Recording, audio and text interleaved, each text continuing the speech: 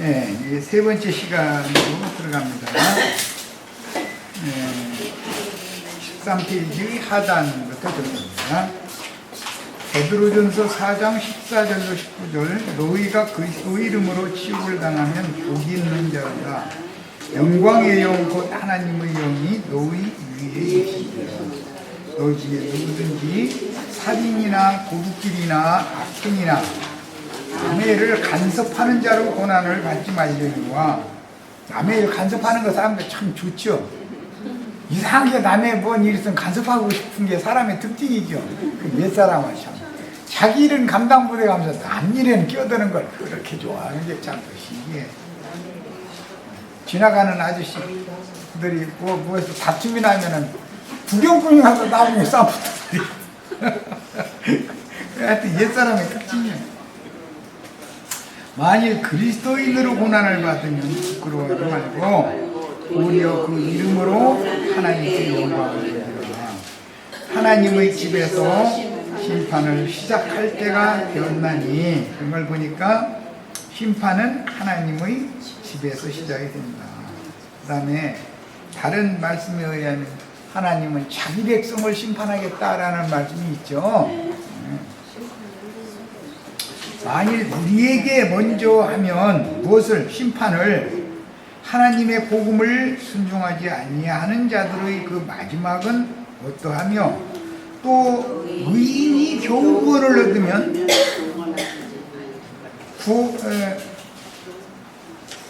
경건하지 아니한 자와 죄인은 어디에서리요. 그러므로 하나님의 뜻대로 고난을 받는 자들은 또한 선을 행하는 가운데 그 영혼을 이쁘신 창조주께 의탁할지어다. 말씀 자체만 읽어도 구태 설명이 필요 없는, 하나님의 뜻대로 당하는 고난이 있고, 남의 일을 간섭하다가 괜히 지나가다가 쌈나는 그건 고난 당하는 게 아니죠. 그런데 세상 사람들이 지나가다 남 다투는 일에 자기가 싸움을 대신하는 것은 어리석은 것인 것처럼, 교회 안에서도 자기가 주님 앞에 서서 심판받을 것을 준비를 하는 것이 급한 일이지, 남을 판단하는 일에는 그렇게 기분이 좋아 사람들이. 뭔 소문을 어디서 전대에서 들었다 하면 딴 사람 아무도 모르는 줄 알고 전화통 불나. 말을 오래 하다 보면 거짓말 섞지언제 점점. 내가 섞고 싶어서 섞어져요. 계획하고 섞는 건 아니죠. 자꾸 나오죠 이놈의. 이 탓하는 말이 본성이라는 거니. 그러니까 우리 형제 자매님들은 누구고 전화할 때 절대 전화통은 오래 붙들고 있으시면 안 돼요. 10분 넘어가면 헛소리 하는 거니. 사람은 그래. 이건 이렇고 저건 저렇고 이렇게 딱딱 할 얘기하고서 끝내야지. 그런 대로 하면 그냥 차라리 말해야 돼 사실은. 그런데 그런데 어쩌고 하다 보면 이제 남 비방하는 소리 들어가는 거거든. 그러면 그다음부터 헛소리 하는 거지 뭐. 특히 이 남자들은 전화를 이제 사무적으로 딱딱 할 얘기하고 되도록이면 긴 얘기 안 하려고 그러는데, 여자들은 사무적으로 얘기하는 건 재미가 없어. 뭐 그냥 길게 그냥 늘어지는 거야. 그러다 보면 사실은 거짓말이 90%는 이제 나중에는 전부 다 거짓말이거든. 뻔해 그거. 그러니까 난 아주 우리 자매님들은 전화통 오래 붙들고 있으시면 안 돼요. 야, 지금부터는 거짓말을 할 거야 이렇게 하고 거짓말하는 사람 하나도 없어요. 말을 한다고 하는데 남 흉보고 비판하고 하는 말을 하다 보면은 자기가 본 것도 아니고 아는 것도 아닌 말을 지레짐작으로 하는 말이 들어가기 시작하는 거거든. 그럼 이제 나중에는 짐작한 말이 자기가 본 것처럼 말해버려. 나중에는 좀 못담아지 이 사람들. 말 조심하셔야 돼요. 특히 자매님들은 이게 입이 너무 가벼운 것이 특징이요. 남자들이 그렇게 입이 가벼우면 그건 못 사는 거고, 남자가 입이 가벼우면 어떻게 살겠어요? 이래도 못 들은 척 저래도 못 들은 척 하면 답답한 것 같지만 그래야지. 남자가 냉장고 문 가끔 열어봤었고 뭐 자꾸 이래가면서 잔소리 시작하면은 못 살아. 냉장고에 음식이 썩어 나가거나 말거나 살려면 네가 알아서 해라 그러고 뭔 소리 들었어도 못 들은 척하고 그냥 말아버리고 이런 사람이니까 남자니까 말이 많은 여자 붙어서 살지 똑같이 말이 많으면 어떻게 살아보고 하나님 짝을 지어놓으시는 것도 남자는 말을 않게 만들고 여자는 말을 하게 만들어가지고 균형을 딱 잡게 하시는 거 보면 아이고 얼마나 말을 못해서 이 속에 쌓인 것이 많으면 저럴까 하고 그냥 열심히 아무튼 않고 들어주는 남편이니까 살지 같이 맞상대해서 말 상대해주면은 날마다 싸우죠. 말 대꾸 안 nen다고 투정 부릴 필요 없어. 대꾸 하면 싸움이 나니까 남편이 대꾸를 안 넣는 거야. 대꾸 해봐야 다 그런 일에 대꾸하고 싸우고 할 필요가 없으니까 판단할 때 무슨 뭐 중요한 문제라면 상의를 하겠지만 대꾸를 안 넣는 게 오히려 나으니까 안 넣는 거거든. 그런데 왜 이렇게 말이 없느냐고 그냥 내 말이 말 같잖아 이러면서 달려들어요. 말 같죠. 말 같지만 상대하면 말 같지 않은 말이 되니까 상대를 안 해버리면 말 같은 말이야. 그런데 상대를 하기 시작하면 말 같지 않은 소리만 하거든. 그럼 같이 똑같이 그거 할 수는 없잖아. 그래도 남자로 태어나가지고서 아내와 같이 막 그거 할 수는 없는 거거든. 자, 세상 임금은 마귀요. 마귀를 심판하시는 것은 세상 임금인 마귀가 세상 사람들에게 고생과 죽음을 남기는 저주의 원인이며 육체 속에 살아서 활동하는 인격의 실존인 죄를 드러내고 형벌로 다스리기 위함입니다. 주님께서 세상을 심판해야 되는 이유가 뭔지 아시겠죠? 세상 임금은 마귀이기 때문에 마귀를 심판을 해야 되는데 마귀의 정체를 드러내야 되는 거예요. 사람들은 마귀가 너무 간교하고 교활하기 때문에 깜빡 다 속는 거예요. 온천하를 다 깨기 때문에. 그러면 진리의 증인이 와서 이 세상신 마귀의 본색을 드러내야 되거든. 다. 그래야 속지를 말라고 증거할 수 있고.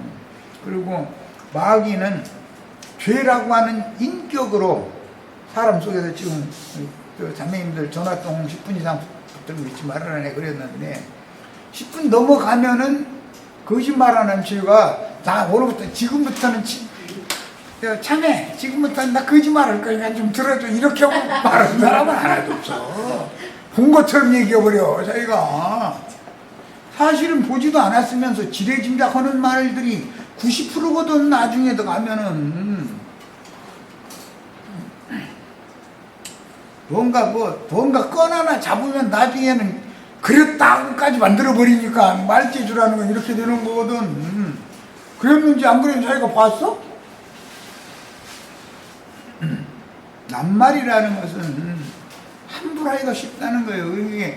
이것이 사람의 육체 속에 죄로 거하고 있다. 이 세상신 마귀는 내 속에 나의 인격으로 거하는 것이거든. 그래서 내 인격을 숭고하고 고상한 예수님의 인격의 수준에다가 놓고 사람들은 사는데 착각하지 말라 이거예요. 나라는 사람의 인격은 이 세상신 마귀가 죄라고 하는 인격으로 내 육체 속에서 나와 함께 연합되어서 살고 있다는 것에 대해서 항상 인식을 하셔야만 매사에 자기를 부인하고 자기 십자가를 지고 주님을 따르라는 말을 그게 뭔 뜻인지를 실천해가면서 살아야 되잖아. 그 다음에 사망의 근원이며 모든 죄인들의 영적인 아비요 세상 주관자인 마귀요 연약한 인간들을 미혹해서 범죄하게 하고 거짓말을 시켜. 마귀가 인격으로 내 속에 거하고 있다니까 거짓말이 자연히 나오는 거예요. 나 지금부터 거짓말 하겠어 하고 거짓말하는 사람 하나도 없어요. 거짓말 안 하려고 그러지 사람이. 그런데 전화통 오래 붙잡고 있다 보면 상대방이 그랬어? 그 다음에는 뭐지? 뭐 이렇게 나오면은 그 다음부터 거짓말 섞기 시작하는 거예요. 이제 나중에 끝 무렵에 가서는 90%가 거짓말이요. 거기 진실한 말은 10%도 안 섞여 있어. 마치 본 것처럼 말한다니까. 마치 본 것처럼. 아주 막 내 말 믿어라고 그냥 나중에 이제 그려버려. 난 여자들이 하는 말 그렇게 잘 안 믿는 사람이야. 자매님 기분 나쁠지 모르지만 마땅히 할 얘기 2, 3분 할 때는 그 말 들어야 돼. 그런데 3분 넘으면 안 들어야 돼. 그런데 그게 참 이게 사람 죽어가지고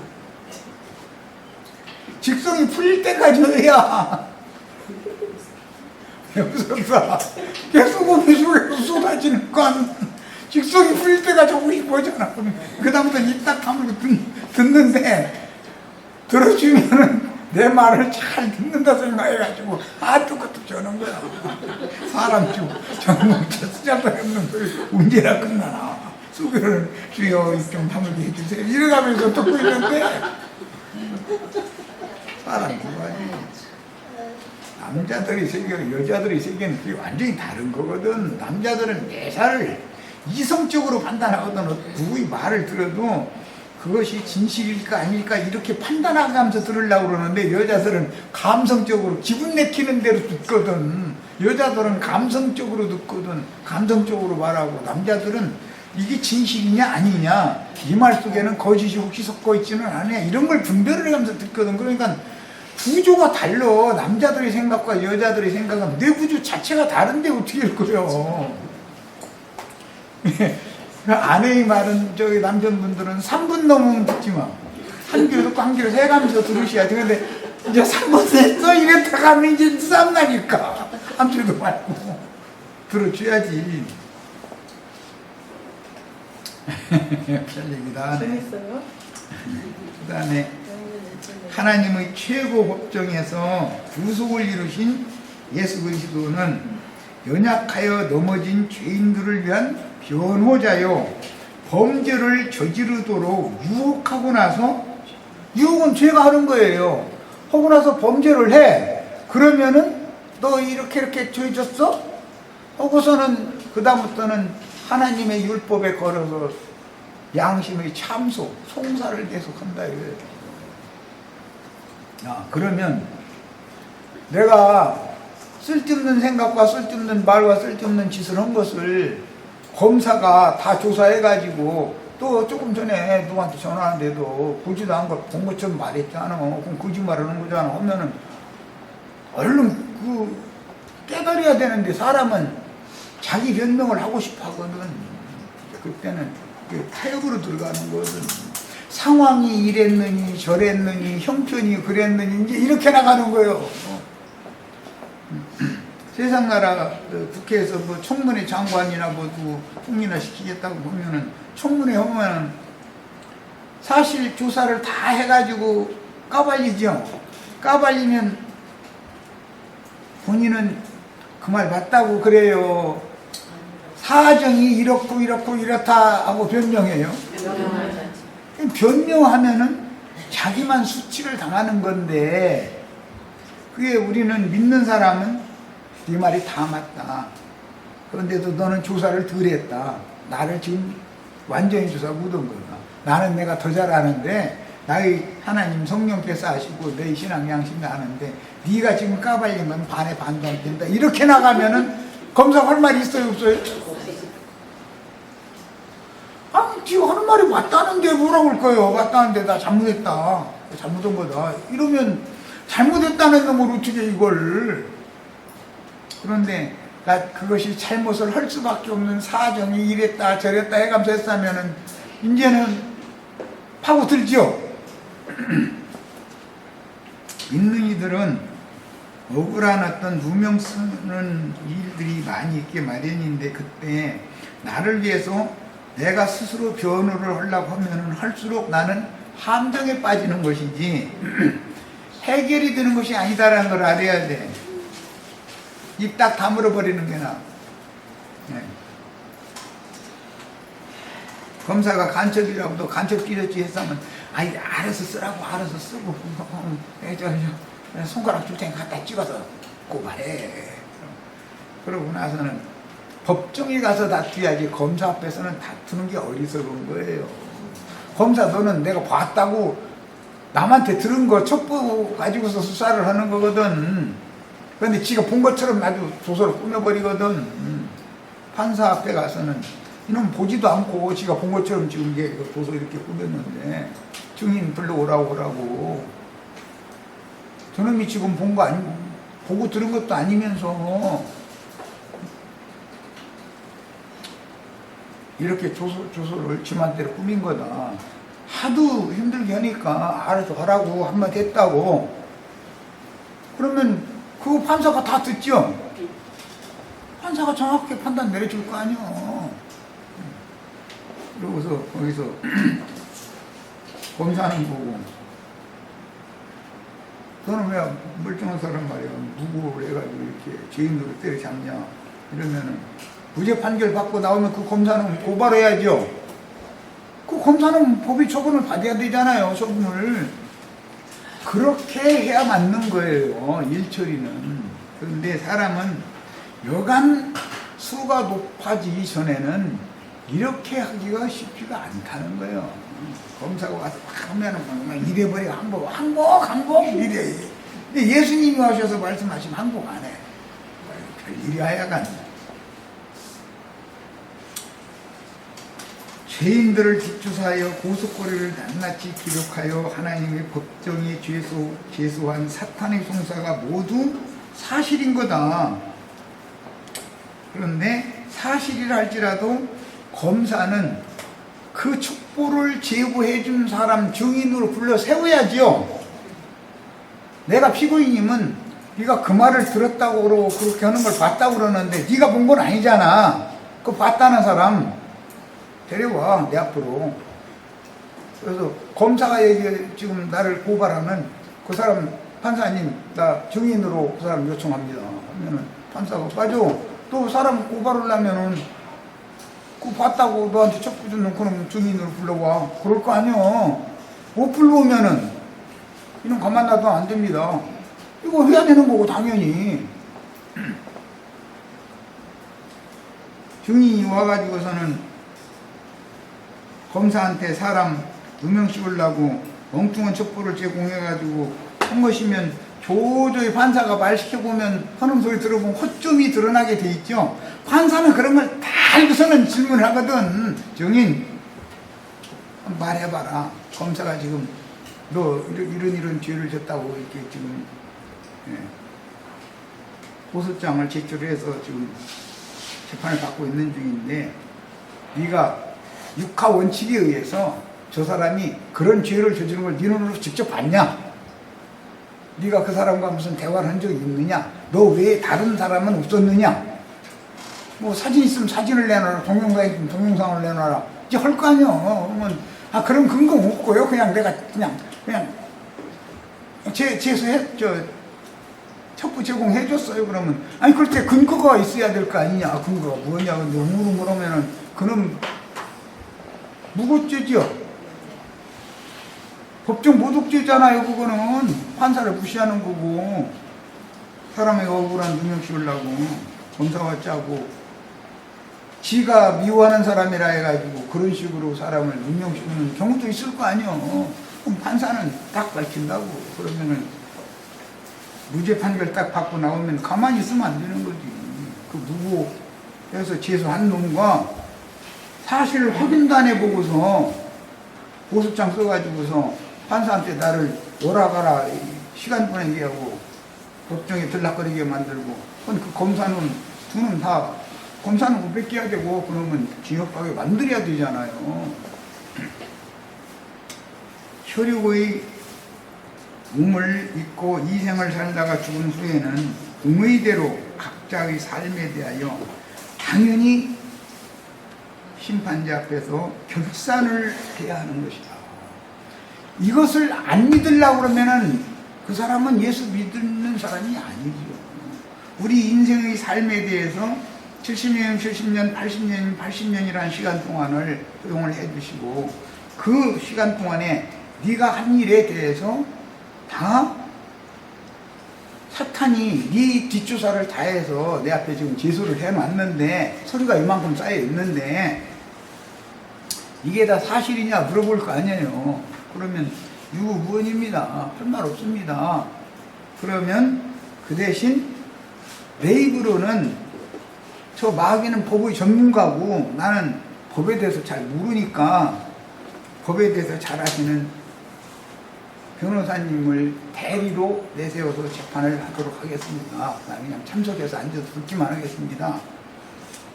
하고 변호사에게 자기 있는 사정 다 구했고 변호사는 뒷조사 더 검사보다 더 철두철미하게 해서 이 사람이 무죄인이라는 거에 대해서 판사 앞에서 입증해 놓으면 검사가 오히려 되물리는 것이죠. 고발한 놈이. 이렇게 하게 하는 것이 법정 용어로서 이런 거 보고 파라크레토스라고 그래서 이것은 중보자라고 그래요. 보혜사라고 번역이 됐죠. 우리 번역에는. 변호자다예요. 변호자. 누가? 예수님이 변호자로 내가 재판에 응하려고 하지 말고 누구를 세워야 돼요? 예수님을 변호자로 세워야 된다. 이거예요. 그러면 연약한 인간들이 육체 속에서 그 사람의 인격인 죄로 살며 은밀하게 활동하여 범죄하게 하는 마귀의 정체를 낱낱이 다 밝혀서 멸해하며 죄인들은 긍휼히 여김을 받아서 용서해 주시는 하나님의 공정한 심판에 대하여 정확한 지식을 구비하여 죄악을 심판하고 사람을 불쌍히 여기시는 참 하나님을 바르게 내가 인식을 하고 있어야 다른 사람들한테도 전도를 할 수가 있다. 이사야 38장 14절 나는 제비같이 핫같이. 이사야 선지자가 자신을 이렇게 비천에 처한 자로 보는 거예요. 기적이며 비둘기같이 슬피 울며 나의 눈이 쇠약하도록 앙망하나이다. 하도 송사를 당했다니까. 이사야 선지자에게 말씀을 맡겨서 말씀을 전하면 거짓 선지자들과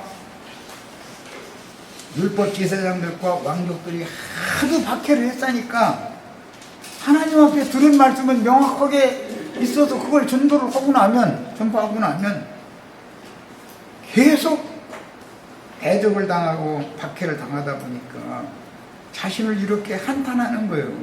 나는 제비같이 핫같이 지정입니다. 주님 앞에 나 호소한다 그 말이겠죠. 제비 찌베베 했었죠. 그런데 하늘에다 대고 하소연을 하는 거잖아요. 비유지. 어디에다가 하소연할 데가 없는 거예요. 온 천지 사람들이 이단놈 나왔다고 이래가면서 다 덮어 씌우는데 어떻게 할 거야. 혼자 무슨 재주를 당해. 그러니까 하늘에 하나님 앞에 이렇게 기적일 수밖에 더 있어요. 비둘기같이 슬피 울며 나의 눈이 새하도록 앙망하나이다. 나의 원한을 갚아달라고 앙망한다 그 말이겠죠. 당연히 여호와여 내가 압제를 받사오니 나의 중보가 되시옵소서. 그러니까 그럴 때는 누구를 불러야 돼요? 예수님을 불러야 돼요. 예수님. 어디다 호소할 데 없습니다. 온 세상이 내가 아무리 아니라고 나는 그런 일이 없다고 해도 내 말 믿어줄 사람 이 세상에는 하나도 없는데 주님은 다 보고 계셨잖아요. 나 그런 사정. 주님이 나의 중보가 되시옵소서. 이렇게 이사야 선지자가 지금 기도하고 있는 거예요. 뭔 말인지 아셨죠? 이것이 믿는 사람의 태도인 거예요. 이게. 내가 맞다 드리려고 그러면은 마귀가 나를 이기지 내가 마귀 이길 재주 있어요? 그래서 나를 위한 중보는 여호와 자신이 해주시는데 바로 인자 예수의 피를 근거로 그 영께서 중보해 주시는 것이다. 그래서 내 이름으로 보내실 또 다른 보혜사가 오리라 그랬는데 그 또 다른 보혜사라는 말이 파라크레토스 변호자다, 중재자다, 중보해 주는 자다. 우리는 예수 그리스도의 중재를 받음으로나 사탄의 송사에서 벗어날 수가 있어요. 이것을 믿음이죠. 이제 갈라디아 3장 20절 중보는 한편만 위한 자가 아니니 검사 말도 다 들어봐야 된다 이제 이 말이에요. 그렇다고 피고인 편만 들어도 안 되죠. 양편만을 다 들어보고 정확하게 판단하는 거지. 오직 하나님은 하나이시라. 하나님 즉 율법 말씀과 죄인들 사이의 고소자는 사탄이요 중보자는 파라크레토스 변호자라는 이 의미는 예수 그리스도의 성령을 의미하는 것입니다. 주의 성령이 나의 심령에 함께 살아계셔서 있어야만 나의 억울한 사정을 낱낱이 다 변호해 주실 수가 있어요. 야, 내가 잘했다는 것이 아니에요. 나는 그럴 수밖에 없는 죄인인데 예수님이 내가 저지른 모든 죄값을 당신이 피를 흘려 죽임을 당하심으로 대신 다 갚았다. 그 사람 죄 없습니다. 왜? 그가 지은 모든 죄빚은 내가 다 갚아놨지 않습니까? 라고 증거를 딱 제시하면 내가 저지른 죄에 대해서 하나님이 죄값 물어내놓으라고 이중으로 물어내놓으라고 할 수 있어요? 없어요? 예수를 통해서 나의 죄값을 이미 다 받았는데, 그런데 마귀는 나로 하여금 범죄를 하게 하고 범죄하자마자 하나님의 거룩한 말씀에 걸어서 율법에 걸어서 송사를 하는 거예요. 그런데 거기에 함정이 있다 이거예요. 송사할 때 내가 그렇게 안 했어요. 뭐 변명하면 돼요, 안 돼요? 변명의 여지도 없죠. 내가 아는 것을 사탄이 와서 뒷조사해가지고 글로 다 써가지고서 행위를 기록한 책 딱 갖다 들이대미지는 않을 거 아니야. 다 인정을 하는 것이 제일이지. 그 대신 내 힘으로는 안 되면 또 다른 보혜사로 나를 변호해 주러 오신 재림하신 예수님을 앞세워야죠. 나의 재판은 내가 직접 변호하지 않겠습니다. 변증하지 않겠습니다. 나는 이 법에 대해서 잘 해석도 못하고 잘 모르니까 진리의 성령 그분께 변호를 맡기겠습니다 하고 맡겨놔두면 그분이 알아서 필요한 말로 변호를 한다는 거예요. 야, 그런즉 율법은 무엇이냐? 범법함을 인하여 더한 것이라. 천사들로 말미암아 중보의 손을 빌어 베푸신 것인데, 중보의 손을 빌어서 베푸셨다 이 말은 시내산에서 법판을 두 번째 준 거, 첫 번째 준 거는 법판이 깨지죠. 그러니까 율법 말씀은 깨지는 거죠. 두 번째 주신 영과 생명의 말씀으로 중보를 하는 말씀은 두 번째 주시는 두 돌판에 기록이 되어 있는 것이다. 첫 번째 것은 사탄이 이용해서 사람을 범죄하게 하고 범죄 사실에 대해서 고발하는 용도로 쓰는 말씀이죠. 그런데 그걸 산나라에 던져서 깨야 돼요. 그거 계속 붙들고 있어야 돼요. 그런데 안 깨려고 그래요. 안 깨려고 그래요. 그래도 그렇지 사람이 그러면 되느냐고 이렇게 나가거든요. 그러면 안 되는 줄을 누가 몰라요. 그런데 내 마음은 하나님의 법을 지켜 행해서 의롭다 하심을 받기를 원하지만 내 마음대로 안 되고 내 육체 속에 또 다른 죄의 법이라고 하는 법이 역사에서 나를 넘어뜨리는 데는 내가 당할 수가 없지요. 속수무책이지. 그러면 그 문제에 관하여 나는 이걸 해결할 방법이 없으니 이 모든 죄짐들을 대신 짊어져 주신 그분이 또 다른 보혜사로 와서 변호해 주겠다고 약속을 하고 떠나셨으면 그 변호사를 붙잡아야죠. 이게 이제 믿음이요. 자, 율법으로 사역했던 모세의 중보사역은 모세도 모든 사람들보다 온유하기가 더 승한 사람이었죠. 그래서 이스라엘이 범죄하는 여호와 앞에서 모세가 대신 나가서 저들의 죄를 용서해달라고 중보를 했잖아요. 그럼 하나님의 뜻을 또 심판하려다가 돌이키고 이런 이야기가 많이 나오죠. 자, 그런데 모세의 중보 사역보다 더 완전한 중보는 예수님이 하는 거다. 네? 예수 믿을 성령이 형제 자매님들이 심령에 살아계시면 형제 자매님들이 형편도 잘 알고 뭐 내가 변명할 필요 없어. 다 잘 알아. 왜 그런 짓을 했어야 됐으면, 왜 그런 말을 거짓부렁을 했어야 됐으면 이런 거 다 잘 알고 계셔. 예수님은 진실만을 말하는 분이죠. 처음부터 거짓말하는 자요 살인하는 자는 마귀죠. 마귀에게 내가 속아서 마귀에게 미혹당해서 그랬기 때문에 속아서 미혹당한 나는 불쌍히 여김을 받아야 되고, 속인 거짓의 애비는 마귀는 심판해야 되는 것이 하나님의 공의로운 법도다, 이 말이에요. 이해하셨죠? 이제 디모데전서 이번에는 2장 5절, 하나님은 한 분이요 또 하나님과 사람 사이에 중보도 한 분이시니 곧 사람이신 그리스도, 사람이신 그리스도만이 사람을 살지. 성경 말씀을 가르치려면 인생을 모르면 하나님 말씀 가르칠 수 있어요, 없어요? 그만큼 이게 나가버리네.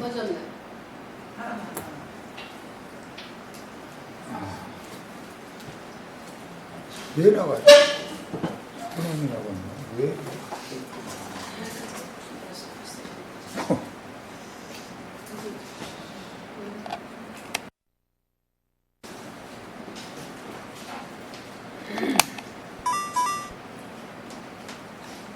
용량이 없다고 나오네? 이야, 이거 어떻게 처리하는 건지 모르겠는데, 이거는. 아유. 이걸 하고 나면 치워야 되는구나. 자, 이제 여기 마지막 시간 거는 여기 녹음기가 있으니까 녹음으로 하도록 하겠습니다. 빨리 마치겠습니다. 인자 예수는 자신의 한 몸을 대속물로 드림으로 완전한 중보가 되셨고, 그 영께서는 믿는 이들의 교회를 위해서 그리고의 피를 담보물로 제시하며, 그 영께서는 믿는 이들이 범한 범죄들의 값은 이미 지불되어 하나님께서 받으신 사실을 사탄에게 선포하며 죄인들을 위해서 하나님 앞에서 항상 변호를 해주셔요. 때를 따라서 돕는 분이에요. 그러니까 내가 넘어졌을 때도 주님이 나와 함께 계셔야죠. 내가 승리할 때도 주님이 함께 계셔야죠. 항상 나와 함께 사셔야 돼. 말을 그러니까 나는 그리스도의 은혜에서 잠시라도 끊어져 나가면 잘못을 저지른 경우 변호를 받을 길이 없죠. 히브리서 8장 6절, 그러나 이제 그가 더 아름다운 직분을 얻으셨으니 모세보다도 더 아름다운 직분을 예수님이 하시는구나, 이 말이에요. 이는 더 좋은 약속으로 세우신 더 좋은 언약을 준 것이라. 모세의 율법이 요구하는 대속물로 유일한 무죄자인 자신의 한 몸을 대속물로 단번에 드려서 하나님의 받으심이 되었으므로 더 좋은 새 언약의 중보가 되셨다. 모세의 제물은 짐승이었죠. 그러나 예수님의 제물은 당신 자신의 한 몸을 드리는 거잖아요, 직접. 그러니까 당연히 더 좋은 제물인 것이죠.